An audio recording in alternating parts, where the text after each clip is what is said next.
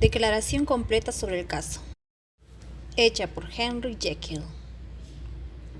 Nací en el año 1800, dueño de una gran fortuna, dotado, además, de características notables, inclinado por naturaleza al trabajo diligente, amigo de respetar a los sabios y nobles de entre mis congéneres y por ende, como se supondrá, con todas las garantías de un futuro honroso y distinguido.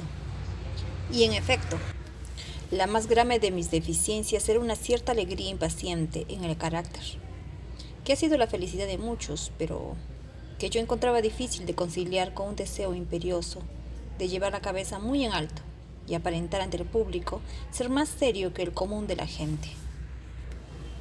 Lo anterior me llevó a ocultar mis placeres, ya que al llegar los años de reflexión y mirar en derredor, evaluando mi progreso y posición en el mundo, estuviera ya metido en una vida profundamente doble. Muchos hombres se jactarían de irregularidades como aquellas de las que yo era culpable, pero a causa de los elevados valores que me habían puesto, yo las ocultaba y pensaba en ellas con un sentimiento de vergüenza casi enfermizo.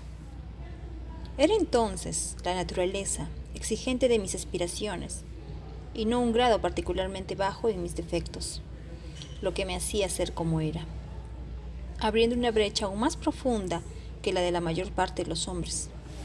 Esta naturaleza separó en mí las provincias del bien y del mal, que dividen la naturaleza dual del hombre.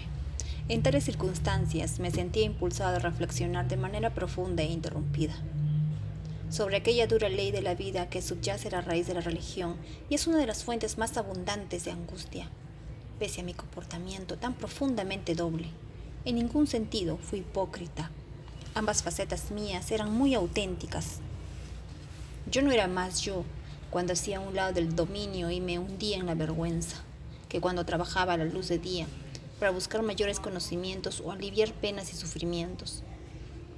Y resultó que la dirección de mis estudios científicos, que me orientaba a lo místico y trascendental, reaccionó, derramando fuerte luz sobre esta conciencia de la guerra perenne entre mis miembros. Cada día que pasaba y en ambos lados de mi mente, el moral y el intelectual, me fui acercando más a aquella verdad por cuyo no conocimiento parcial fui condenado a tan aterrador naufragio, que el hombre no es uno realmente, sino dos. Y digo dos porque el estado de mi propio conocimiento no va más allá de este punto. Otros vendrán, otras personas me superarán en la misma línea, y me atrevo a adivinar que algún día el hombre será conocido como una multiplicidad de forasteros, independientes, congruentes y polifacéticos. Yo, por mi parte, a causa de la naturaleza de mi vida, avanzaba de modo inexorable en una dirección, y solo en una. Fue en el aspecto moral y en mi persona, donde aprendí a reconocer la dualidad primigenia y total del hombre. Vi que en el caso de las dos naturalezas que contendía en el campo de mi conciencia, aunque podía con razón decirse que yo era cualquiera de ellas, esto se debía solo a que yo era radicalmente ambas y desde muy temprano, aún antes de que el curso de mis descubrimientos científicos comenzara a sugerir la más desnuda posibilidad de tal milagro, había aprendido a descansar con placer, como en una ilusión querida, en la idea de la separación de estos elementos. Con solo poder alojar a cada uno de ellos en identidades diferentes, me decía a mí mismo, a la vida se la despojaría de todo lo insoportable. El injusto marcharía por su propio camino, libre de las aspiraciones y remordimientos de su mellizo más virtuoso. Y el justo podría caminar más veloz y con mayor seguridad por su camino ascendente, haciendo las cosas buenas en que hallaba su placer, sin tener que exponerse ya a la ignominia y penitencia a manos de este mal que le era ajeno. Era una maldición para la humanidad. En estas gavillas incongruentes estuviera así atadas la una a la otra, y que en el útero doloroso de la conciencia estos mellizos polares deberían batallar en forma permanente. Entonces, ¿cómo disasociarlos? Había llegado hasta este punto con mis reflexiones cuando, como lo he dicho, una luz lateral comenzó a brillar sobre el tema desde la mesa de laboratorio. Comencé a percibir con mayor profundidad de lo expresado jamás hasta ahora la transitoriedad trémula, la transitoriedad nebulosa de este cuerpo, al parecer tan sólido, en el que andamos vestidos, encontré algunos agentes poseedores de la virtud de sacudir y de echar atrás esta carnosa vestimenta, tal como sacude el viento las cortinas de un pabellón. Por dos buenas razones no entraré en las honduras del aspecto científico de mi confesión. La primera, porque he tenido que aprender que la desgracia y las cargas de nuestra vida están atadas por siempre a los hombros del hombre. Y cuando éste intenta despojarse de ellas, solo logra hacer que regresen con un peso más desconocido y terrible. La segunda, porque como mi narración lo hará, por desgracia, demasiado evidente, mis descubrimientos fueron incompletos. Baste decir entonces que no solo reconocí mi cuerpo natural por la mera aura y refulgencia de algunos de los poderes que conforman mi espíritu, sino que las arreglé para componer una droga que permitía destronar dichos poderes, quitándole su supremacía y reemplazándolos con una segunda forma y personalidad, no menos naturales a mí, pues eran expresión de los elementos más bajos de mi alma y llevaban su sello. Largo tiempo dudé antes de someter esta teoría a la prueba de la práctica. Bien sabía que corría el riesgo de morir, pues cualquier droga que dominara y agitara con tanta potencia la fortaleza misma de la identidad podría, por la menor dosis o por la mínima falta de oportunidad en el momento de exhibirla, borrar por completo aquel tabernáculo inmaterial que yo pretendía que ella cambiara. Pero la tentación de un descubrimiento tan singular y profundo acabó por imponerse a las ideas alarmantes. Hacía mucho tiempo había preparado mi tintura. Compré de una vez, en una empresa de químicos mayoristas, gran cantidad de una sal particular, que según sabía por mis expertos, era el último ingrediente requerido. Y a altas horas de una noche maldita, combiné los elementos y los vi hervir y echar humo, mezclados en el vaso. Al cesar la ebullición, con un fuerte impulso de valor, bebí la poción. Me sobrevinieron entonces los dolores más atenazantes, molimiento de los huesos, náuseas mortíferas y horrores del espíritu que no se superan ni a la hora de la muerte ni a la del nacimiento. Luego se fueron calmando velozmente estos dolores y volví en mí como quien sale de una dura enfermedad. Había algo extraño en mis sensaciones, algo nuevo e imposible de descubrir que, a causa de la misma novedad, tenía una dulzura increíble. Me sentí más joven, más liviano, más contento en el cuerpo. Dentro de mí era consciente de una despreocupación impetuosa, de un flujo de imágenes sensuales desordenadas que corría por mi imaginación, como por el saetín de un molino, del disolverse de los lazos de la obligación, de una libertad del alma desconocida, mas no inocente. Yo mismo sabía con el primer soplo de esta nueva vida que era más malvado, 10 veces más malvado, que había sido vendido como un esclavo a mi mal original. Pensarlo, en aquel momento, me animó y me encantó, como el vino. Estiré las manos exultantes en medio de la frescura de estas sensaciones y de repente tomé conciencia de haber bajado en estatura. Por aquella época no había ningún espejo en mi cuarto. El que está junto a mí mientras escribo lo traje más tarde, para el propósito mismo de estas transformaciones. Sin embargo, ya la noche iba penetrando en la mañana. La mañana, a pesar de ser tan negra, estaba casi madura para concebir el día. Los que vivían en mi casa se hallaban encerrados en las horas de sueño más pesado, y yo tomé la decisión, rebosante como estaba la esperanza y de triunfo, de aventurarme en mi nueva forma hasta mi dormitorio.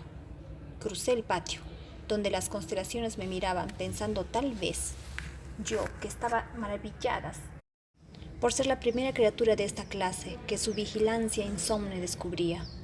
Me colé por los corredores, forastero en mi propia casa, y al llegar a mi cuarto vi por primera vez el aspecto de Edward Hyde. Aquí debo hablar solo en teoría, sin decir lo que sé, sino lo que supongo será lo más probable. El lado maligno de mi naturaleza, al que acababa de transferir la eficacia caracterizante, era menos robusto y de menor desarrollo que el bueno, recién destronado. Además, en el curso de mi vida, que había sido al fin y al cabo, en sus 9/10 partes, una vida de esfuerzo, virtud y dominio, la faceta mala se había ejercitado mucho menos y se encontraba mucho menos gastada. Y a eso se debe, creo, que Edward Hyde fuera mucho más bajo. y más joven que Henry Jekyll. Del mismo modo como el bien brillaba en el rostro del uno, estaba el mal escrito con amplitud y claridad en la faz del otro. El mal, además, que debo seguir considerando la faceta letal del hombre, había dejado en aquel cuerpo la huella de la deformidad y la pobredumbre. Y sin embargo, cuando observaba en el espejo ese feo ídolo, no era consciente de sentir repugnancia alguna, sino más bien de un palpitar de aceptación. Esto también era yo. Parecía natural y humano. A mis ojos portaba una imagen más viva del espíritu. Parecía más preciso y entero que el rostro, dividido e imperfecto, que había estado acostumbrado a llamar mío hasta entonces. Y en ese punto, sin duda, tenía razón. He observado que cuando llevaba el rostro de Edward Hyde, nadie se me arrimaba sin sentir al principio un gran recelo físico. Esto, según lo he entendido, se debe a que todos los seres humanos, tal como los encontramos, son mezcla del bien y del mal. Y solo Edward Hyde, en toda la humanidad, era mal puro. Permanecí solo un momento ante el espejo. Debía realizar aún el segundo experimento, el concluyente. Quedaba aún por ver si mi identidad se había perdido de manera irremediable y debía escapar. De una casa ya no era la mía, antes que saliera la luz del sol, y regresando a mi despacho volví a preparar y beber la taza. Una vez más sufrí los dolores de la disolución y volví a ser yo otra vez, con el carácter, el tamaño, el rostro de Henry Jekyll. Aquella noche había llegado al cruce fatal de haberme aproximado al descubrimiento mío con un espíritu más noble, de haberme arriesgado a efectuar el experimento cuando me encontraba aún bajo el imperio de aspiraciones generosas o piadosas. Todo habría sido diferente con seguridad, y de estas agonías de muerte y parto habrían salido yo convertido en un ángel en lugar de demonio. La droga carecía de acción discriminadora, no era ni diabólica ni divina. Ocurrió con los cautivos de Filipo. Lo que se encontraba en su interior salió corriendo. Durante aquella época mi virtud dormía. Mi maldad, despertando con la ambición, se hallaba alerta y presta a aprovechar la ocasión. Y lo que se proyectó fue Edward Hyde. De aquí que, aunque yo tenía ahora dos personalidades, al igual que dos apariencias, una era totalmente mala, mientras la otra seguía siendo el viejo Henry Jekyll, aquel compuesto incongruente de cuya reforma y mejora ya había aprendido a desconfiar. Era, pues, un movimiento orientado en su totalidad hacia el empeoramiento. Ni siquiera en aquella época había yo conquistado por completo mi aversión por la aridez de una vida de estudio. A veces conservaba una naturaleza alegre y como mis placeres, para decirlo menos, eran poco dignos. Y yo, además de ser muy conocido y de haberme tenido en alta estima, me hallaba en proceso de envejecimiento. Día a día apreciaba menos la incoherencia de mi vida. Fue en este aspecto donde mi nuevo poder me tentó hasta hacerme caer en la esclavitud. Bastaba con beber la taza para desembarazarme del cuerpo del connotado profesor y asumir como un grueso abrigo, el de Edward Hyde. Sonreí ante la idea. En aquel entonces me parecía graciosa. Realizaba los preparativos con el más cuidadoso estudio. Tomé y amoblé aquella casa en el Soho, hasta la cual la policía rastreó a Hyde, y contraté como ama de llaves a una persona que yo sabía, callada y sin escrúpulos. Por otra parte, anuncié a mis sirvientes que un tal Mr. Hyde, a quien les describí, tendría total libertad y poder en mi residencia de la plaza. Y para evitar malos entendidos, incluso los visitaba, convirtiéndome en objeto familiar en mi segundo carácter. Luego escribí aquel testamento que tanto objetaste, de suerte que pasarme cualquier cosa en la personalidad del Dr. Jekyll pudiera entrar en la de Edward Hyde sin pérdida pecuniaria. Y así, fortificado por todas las partes, como suponía estarlo, empecé a sacar ventajas de la extraña inmunidad de mi posición. En el pasado los hombres han contratado sicarios que lleven a cabo sus crímenes, dejando su propia persona y reputación a buen resguardo. Yo fui el primero en hacer esto para buscar placeres. Fui el primero capaz de meterse entre la gente como persona muy afable y digna de respeto. Y en un santiamén común escolar, desprenderse de estas cosas prestadas y lanzarse de cabeza al mar de la libertad. Pero en cuanto a mí, con capa impenetrable, la seguridad era total. Pensar que ni siquiera existía, con solo escapar por la puerta del laboratorio, con disponer apenas de un segundo o dos para mezclar y beber la posición que mantenía siempre lista. Fuera su fechoría lo que fuera, Edward Hyde desaparecía como la huella del aliento en un espejo, y allí, en su lugar, silencioso en casa, despabilando la lámpara a medianoche, en su estudio, se encontraría Henry Jekyll, un hombre que podía permitirse desdeñar la sospecha. Los placeres que presuroso busqué en mi disfraz, como lo he dicho, eran poco dignos. No quisiera usar un término más fuerte, pero en manos de Edward Hyde comenzaron pronto a inclinarse a lo monstruoso. Cuando yo regresaba de esas excursiones, solía ponerme a cavilar, como maravillándome de mi depravación vicaria. Este pariente que extraía de mi propia alma y a quien enviaba solo a hacer cuanto se le antojara, era un ser intrínsecamente maligno y villano. Cada pensamiento y cada acto se centraban en el yo. Libaba con placer, con avidez bestial, en cualquier grado de tortura infligida a otra persona, y era implacable, como un hombre de piedra. En ocasiones, Henry Jekyll se quedaba atónito ante los actos de Edward Hyde, pero la situación se apartaba de las leyes ordinarias, e insidiosamente relajaba el poder de la conciencia. Al fin de cuentas era Hyde, y solo Hyde, el culpable. Jekyll no era peor, regresaba a sus buenas cualidades, al parecer sin afectarse, incluso se apresuraba, cuando podía, a desbaratar el mal que Hyde había hecho, y así su conciencia dormía. No está entre mis planes adentrarme en los detalles de la infamia de la que fui cómplice, pues aún ahora apenas si me atrevo a reconocer haberla cometido. Solo deseo destacar los signos de advertencia y los pasos sucesivos con que se fue aproximando mi castigo. Me ocurrió un incidente que, por no haber traído consecuencias, me limitaré a mencionar. Un acto de crueldad para con una niña hizo que la ira de un transeúnte, a quien al día siguiente reconocí como un pariente tuyo, se alzara contra mí. El doctor y la familia de la niña se unieron a él y hubo momentos en que temí por mi vida. Al fin, para apaciguar su resentimiento, totalmente justificado, Edward Hyde hubo de llevarlos hasta la puerta y pagarles con un cheque girado por Henry Jekyll, pero este peligro fue eliminando con facilidad para el futuro, abriendo una cuenta en otro banco a nombre de Edward Hyde mismo, y cuando inclinando mi mano hacia atrás, le proporcioné una firma a mi doble, pensé estar más allá del alcance del destino. Unos 2 meses antes del asesinato de Sir Danvers, habiéndome embarcado en una de mis aventuras, regresé a altas horas de la noche y desperté al día siguiente en cama, con sensaciones un tanto extrañas. En vano miré a mi alrededor, en vano observé los muebles decentes y las altas proporciones de mi alcoba en la plaza. En vano reconocí el estampado en las cortinas de la cama y el diseño del marco de roble. Algo dentro de mí insistía en que no estaba en su lugar, que no me había despertado donde parecía estar, sino en el cuartico del zoo, donde acostumbraba a dormir en el cuerpo de Edward Hyde. Sonreí para mis adentros, y a mi manera psicológica comencé sin muchos ánimos a investigar los elementos de esta ilusión, llegando a veces, mientras lo hacía, a quedarme dormido en un cómodo sueño matinal. Estando en esas, en uno de los momentos de mayor vigilia, la vista mía cayó sobre mi mano.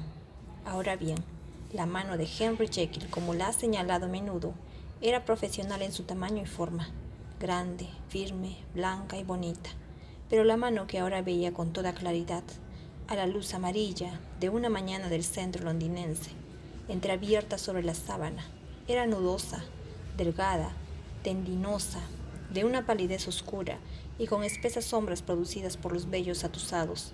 Era la mano de Edward Hyde.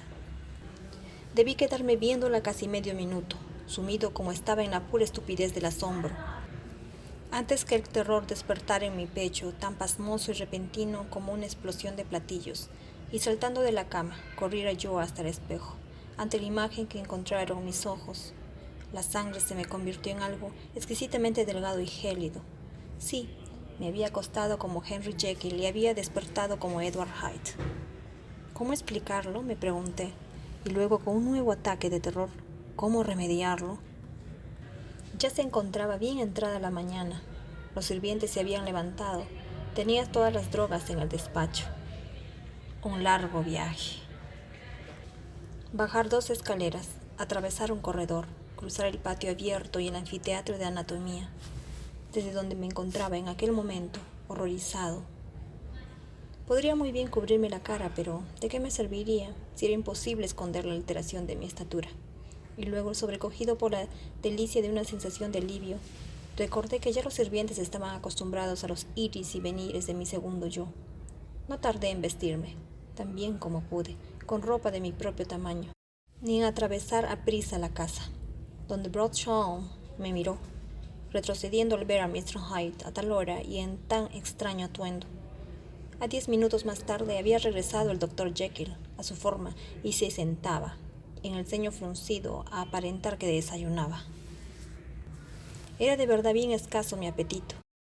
Este incidente inexplicable, este reverso de mi experiencia previa parecía, como el dedo sobre el muro babilonio, estar deletreando las letras de mi juicio, y comencé a reflexionar, con mayor serenidad que nunca antes, sobre las consecuencias y posibilidades de mi existencia doble. Aquella parte de mí que yo tenía el poder de proyectar había recibido mucha ejercitación y alimento en los últimos tiempos. Desde hacía días me quedaba la impresión de que el cuerpo de Edward Hyde había crecido en estatura, como si, cuando yo usaba aquella forma, fuese consciente de un flujo más generoso de sangre y había comenzado a atisbar un peligro. De prolongarse mucho esta situación, el balance de mi naturaleza podría romperse de modo permanente, descomponerse el poder de transformación voluntaria y volverse irrevocablemente mío el carácter de Edward Hyde. El poder de la droga no había hallado siempre un despliegue igual. Una vez, muy al principio de mi carrera, había fallado por completo. Desde entonces, en más de una ocasión, me había visto obligado a duplicar la dosis, y una vez, con enorme riesgo de muerte, a triplicarla. Y hasta el momento, estas pocas incertidumbres habían proyectado la única sombra sobre mi dicha. Ahora, sin embargo, y a la luz del accidente de aquella mañana, me vi forzado a advertir que, si al comienzo la dificultad había radicado en despojarme del cuerpo de Jekyll, en los últimos tiempos, y en forma gradual pero inexorable, ésta se había trasladado al lado opuesto. Por ende, todo parecía apuntar a lo siguiente. Poco a poco perdía dominio sobre mi yo original y mejor. De forma paulatina me iba incorporando a mi segundo y peor yo. Entre estos dos sentía yo. Era preciso elegir ahora. Mis dos naturalezas tenían una memoria en común, pero compartían con absoluta desigualdad todas las demás facultades. Jekyll, que era como un compuesto, ora con los temores más sensibles, ora con un gusto ávido, se proyectaba en los placeres y aventuras de Hyde, compartiéndolos, pero Hyde era indiferente a Jekyll. O lo recordaba solo a la manera como recuerda el bandido Mortaraz, la caverna donde se oculta de la persecución. Jekyll poseía más el interés de un padre, Hyde, más que la indiferencia de un hijo. Quedarme para siempre como Jekyll era morir a aquellos apetitos, desde hace tanto tiempo satisfechos en secreto, que en los últimos días había empezado a mimar. Quedarme como Hyde era morir a 1000 intereses y aspiraciones, y convertirme, de un golpe y para siempre, en un ser despreciado y sin amigos. El negocio podría parecer desigual, pero sobre la balanza quedaba aún otra consideración, pues mientras Jekyll habría de sufrir mucho en las llamas de la abstinencia, Hyde no sería tan siquiera consciente de cuánto había perdido. Por extrañas que fueran mis circunstancias, los términos de este debate son tan antiguos y comunes como el hombre. Señuelos y alarmas muy semejantes lanzan los dardos a cualquier pecador tentado y trémulo, y me sucedió, como le sucede a la gran mayoría de mis congéneres, que escogí la mejor faceta y encontré falta de fuerza para serle fiel. Sí, preferí el médico entrado en años y descontento, rodeado de amigos, que albergaba esperanzas honestas, y le di un decidido adiós a la libertad, a la juventud relativa, al paso ligero, al pulso palpitante, y a los placeres secretos disfrutados bajo el disfraz de Hyde. Al realizar esa elección tal vez guardaba alguna reserva inconsciente, pues ni entregué la casa del zoo, ni destruí la ropa de Edward Hyde, que seguía lista en mi armario. Sin embargo, 2 meses me mantuve fiel a la decisión. Durante 2 meses llevé una vida de una severidad tal como nunca antes había logrado, y disfruté de las compensaciones de una conciencia tranquila. Pero poco a poco empezó el tiempo a borrar la frescura de mi alarma. Los elogios de la conciencia comenzaron a volverse asunto cotidiano y comencé a verme torturado por anhelos y ansias, como si Jay estuviera luchando por la libertad. Y por fin, en un momento de debilidad moral, volví a preparar la mezcla y tragué la poción transformadora. No supongo que cuando un borrachín razona consigo mismo acerca de su vicio esté, una de las cada 500 veces, afectado por los peligros que corre a causa de su brutal insensibilidad física. Ni le di mucho espacio, por mucho que reflexioné sobre mi posición a la tan completa insensibilidad moral e inclinación insensata hacia el mal, características dominantes de Edward Hyde. Sin embargo, por estas fui castigado. Mi demonio enjaulado desde hace mucho tiempo salió rugiendo. Fui consciente ya, mientras tomaba la poción, de una propensión más desenfrenada y furiosa hacia el mal. Supongo que esto debió ser lo que agitó en mi alma la tempestad de impaciencia en que escuché las frases corteses de mi infeliz víctima. Por lo menos declaro ante Dios que ningún hombre moralmente sano podría haber sido culpable de cometer un crimen como este, basado en una provocación tan pobre, y que lo ataqué con un espíritu no más razonable que de un niño enfermo que rompe un juguete. Mas yo me había librado voluntariamente de aquellos instintos equilibradores que permiten que hasta el peor de los hombres siga caminando con algún grado de estabilidad entre las tentaciones. Y en mi caso, la tentación, por débil que fuera, equivalía a caer. Al instante el espíritu del mal despertó rabiando en mí, en un rapto de felicidad. Mutilé el cuerpo que no oponía resistencia, gustando la delicia en cada golpe, y solo cuando el cansancio comenzó a dominarme, en el culmen del delirio atravesó mi corazón un frío espasmo de terror. La neblina se dispersó, vi que mi vida corría peligro y huí de la escena de estos excesos, temblando y vanagloriándome a la vez, con el ansia de mal satisfecha y estimulada, y mi amor por la vida más sólido que nunca. Corrí a la casa del zoo, y para quedar doblemente seguro, destruí mis papeles. De ahí salí por las calles iluminadas por lámparas, en el mismo estado mental de éxtasis dividido, regodeándome en el crimen, planeando con desfachatez otros para el futuro, aunque sin embargo apresurándome y teniendo el oído alerta, detrás de mí a los pasos del vengador. Hyde tenía una canción en los labios mientras componía la pócima, y al tomarla brindó por el difunto. Los dolores de la transformación no habían acabado de rasgarlo, cuando Henry Jekyll, derramando lágrimas de gratitud y remordimiento, cayó de rodillas y levantó hacia Dios las manos entrelazadas. El velo de la complacencia conmigo mismo quedó rasgado de pies a cabeza y vi mi vida como un todo. La seguí desde los días de la niñez, cuando caminaba de la mano de mi padre, a lo largo de los trabajos de negociación de mí mismo, de mi vida profesional, para volver una y otra vez con la misma sensación de irrealidad a los malditos horrores de la noche. Podría haber gritado en voz alta.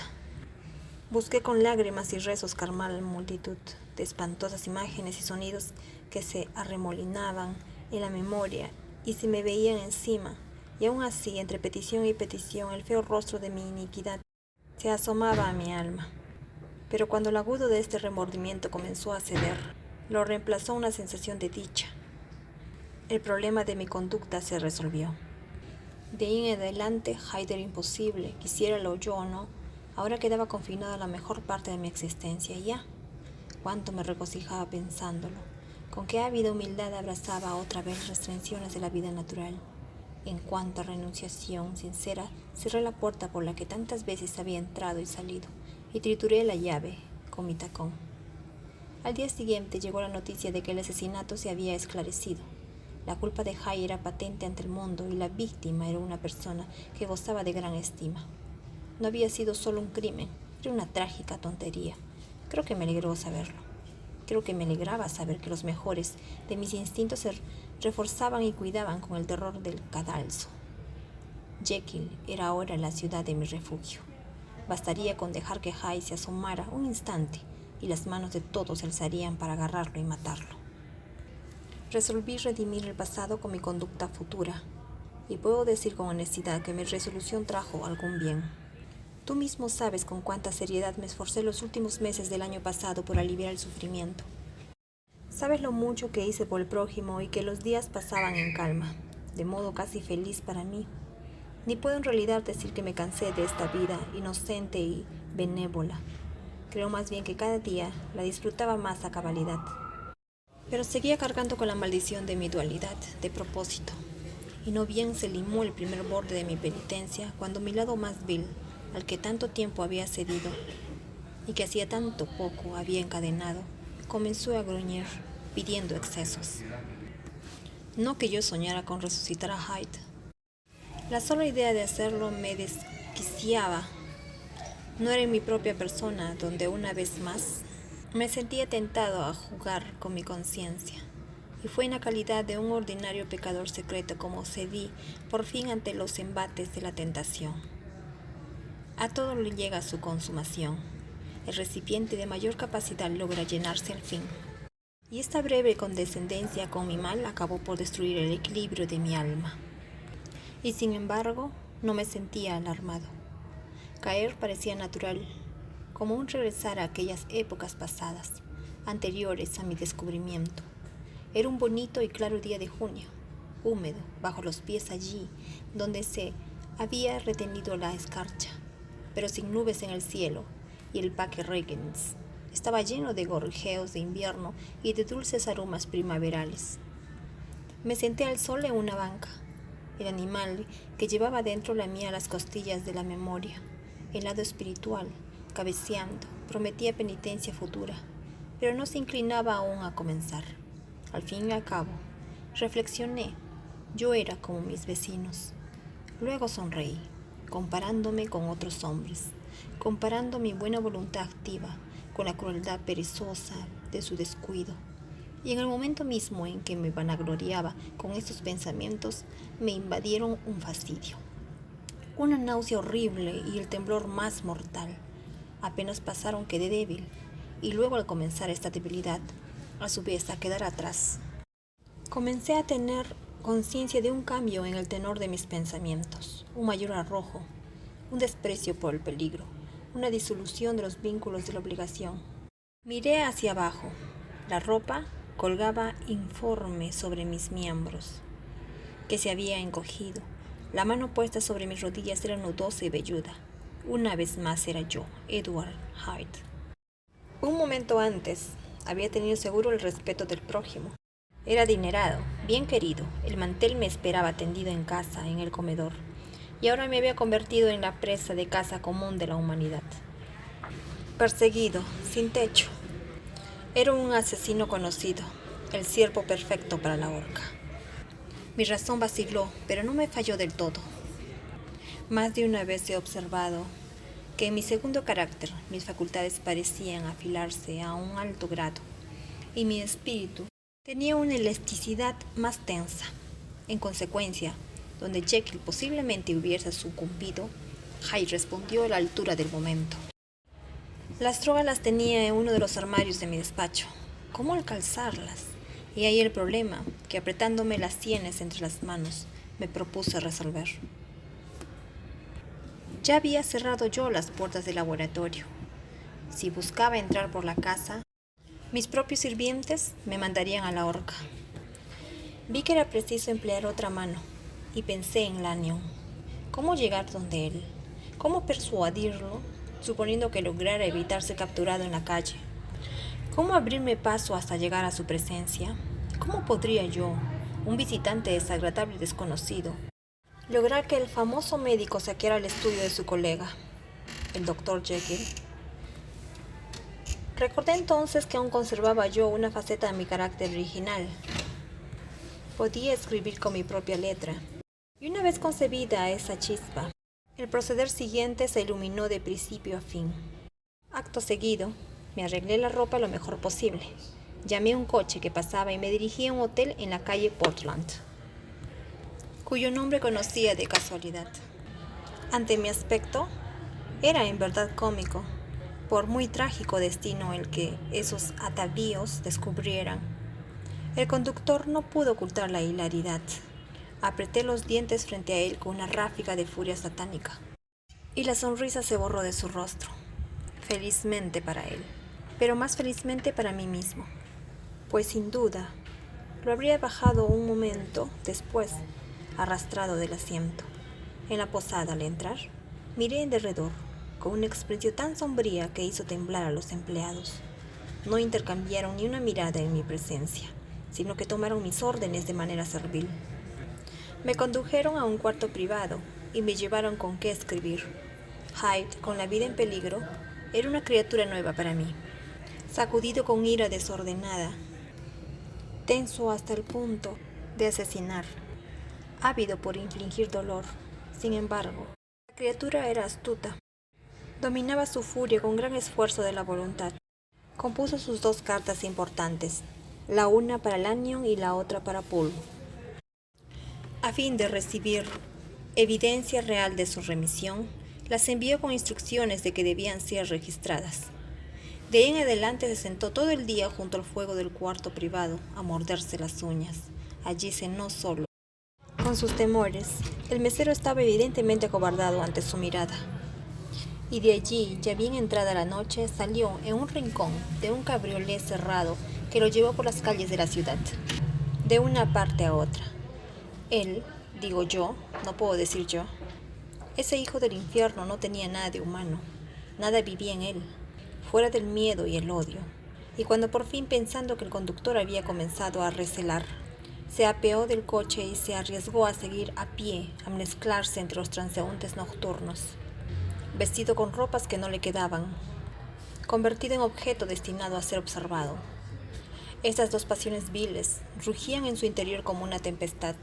Caminaba raudo, perseguido por sus miedos, hablando consigo mismo, escondiéndose en las calles menos frecuentadas, contando los minutos que aún lo esperaban de la medianoche. Una vez una mujer le habló por ofrecerle, creo, una caja de fósforos, la golpeó en la cara y ella huyó. Cuando volví a ser yo mismo, donde Lanyon, ¿acaso el horror de mi viejo amigo me hubiera afectado un poco? No lo sé. Era cuando más de una gota en el mar y nada más, en comparación con la abominación con que recordaba yo aquellas horas. Me había sobrevenido un cambio. Ya no era el miedo a la horca, era el horror a ser Hyde lo que me torturaba. Recibí la condenación del año, estando parcialmente un sueño. Parcialmente un sueño llegué al hogar, a mi propia casa, y me acosté. Dormí, después la postración del día, con un sueño fuerte y profundo que ni las pesadillas que me plagaban alcanzaban a romper. Desperté en la mañana, sacudido y débil, pero fresco. Aún odiaba y temía la idea del bruto que dormía dentro de mí, y por supuesto no había olvidado los terribles peligros de la víspera. Pero me encontraba de nuevo en casa, en mi propia casa, y cerca de mis drogas, y el agradecimiento por haber escapado brilló tan fuerte en mi alma que casi rivalizaba con el brillo de la esperanza. Cruzaba yo el patio sin prisa, después del desayuno, recibiendo el frío del aire con placer. Cuando aquellas sensaciones indescriptibles me presagiaban el cambio, volvieron a apoderarse de mí. Apenas si me alcanzó el tiempo para llegar hasta el abrigo de mi despacho, antes de estar rabiando otra vez, helado como las pasiones de Hyde. En esa ocasión fue necesaria una dosis doble para retomar a mí mismo. Y por desgracia, 6 horas más tarde, estando yo sentado y observando el fuego con tristeza, los dolores regresaron y tuve que volver a administrarme la droga. Para resumir, desde aquel día en adelante, parecía que solo por medio de un gran esfuerzo como el que hace el gimnasta y solo bajo el estímulo inmediato de la droga, era capaz de asumir el semblante de Jekyll. A todas horas, de día y de noche, me asaltaba el temblor premonitorio, en particular si dormía o tan solo cabeceaba un momento en la silla. Despertaba sin falta como Mr. Hyde, bajo el peso de esta maldición que de continuo pendía sobre mí, y a causa de la falta de sueño a la que me condenaba ahora a mí mismo. ¡Ay de mí! Incluso más allá de lo que creía posible para un ser humano, me convertí, dentro de mi propia persona, en una criatura que la fiebre había devorado y vaciado, presa de una lánguida debilidad, tanto física como mental. y a quien solo un pensamiento lo ocupaba, el horror a mi otro yo.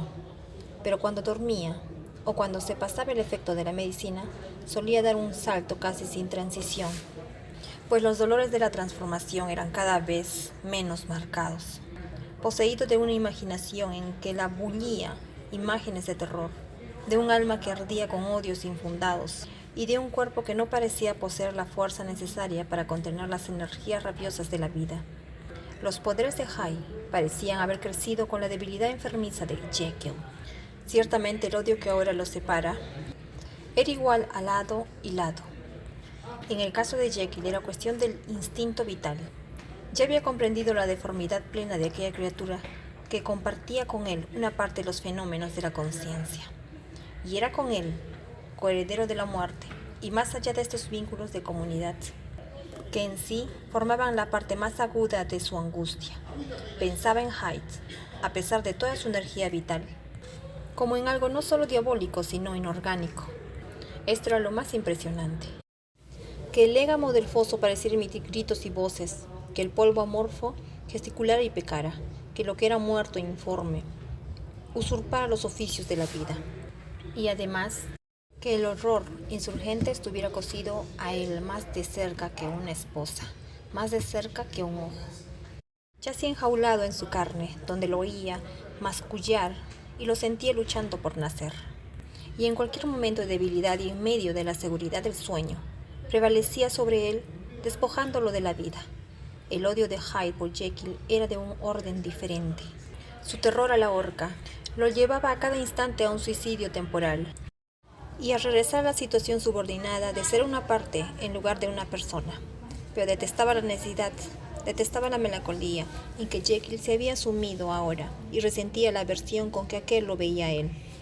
De ahí los trucos siniestros que me jugaba, escribiendo con mi propia mano blasfemias en las páginas de mis libros, quemando las cartas y destruyendo el retrato de mi padre. Y en realidad, de no haber mediado su temor a la muerte, mucho rato hacía que se habría arruinado para involucrarme también en mí en esa ruina. Pero su amor a la vida es maravilloso, y voy más allá. Yo, que me enfermo y paralizo con solo pensar en él, cuando recuerdo lo abyecto y apasionado de este apego, y cuando sé cuánto teme el poder que tengo yo de zafarme de él por medio del suicidio, encuentro piedad de mi corazón. Es inútil prolongar esta descripción y el tiempo se me escapa en forma aterradora. Baste decir que nadie ha sufrido tales tormentos jamás, y sin embargo, aún a estos el hábito les trajo, no alivio, no, sino una cierta insensibilidad del alma, una cierta inquiesencia desesperada, y mi castigo podría haber continuado por años, de no ser así por última calamidad que ha caído ahora sobre mí y que acabó por arrancarme a mi propio rostro y a mi naturaleza. Mis provisiones de la sal, que nunca renové desde la época del primer experimento, comenzaron a agotarse. Mandé traer un nuevo suministro y mezclé la poción. Se presentaron la ebullición y el primer cambio de color, pero no el segundo. La tomé y no tuvo eficacia alguna. Vas a enterarte por Paul de cómo registré a todo Londres en su busca. Todo en vano. Me he persuadido ya de que el primer suministro había sido impuro y que aquella impureza desconocida le prestaba su eficacia a la poción. Ha transcurrido alrededor de una semana y estoy terminando esta declaración ahora. Bajo el efecto del último resto de los viejos polvos, es esta entonces la última vez. De no mediar un milagro, que Henry Jekyll pueda albergar sus propios pensamientos o ver su propio rostro, cuán tristemente modificado ahora, en el espejo. Y no puedo tardar demasiado en terminar mi escrito, pues si mi narración ha escapado a la destrucción hasta el presente, se ha debido a una combinación de gran prudencia y muy buena suerte. Si me llegasen los dolores del cambio en el momento de escribir esto, Hyde lo haría trizas. Pero si pasa algún tiempo después de haberlo puesto a un lado, su maravilloso egoísmo y sujeción al instante probablemente lo salvarán otra vez de la acción de su venganza siniesca. Pero en realidad, la maldición que se cierne sobre ambos ya lo ha transformado y triturado a él. Dentro de media hora, cuando de nuevo y para siempre haya vuelto a revestirme de aquella odiosa personalidad, sé que estaré temblando y llorando en mi poltrona. que seguiré escuchando con el éxtasis más intenso y temeroso, que seguiré recorriendo este cuarto, mi último refugio terrenal, de un lado a otro, a la espera de cualquier sonido amenazante.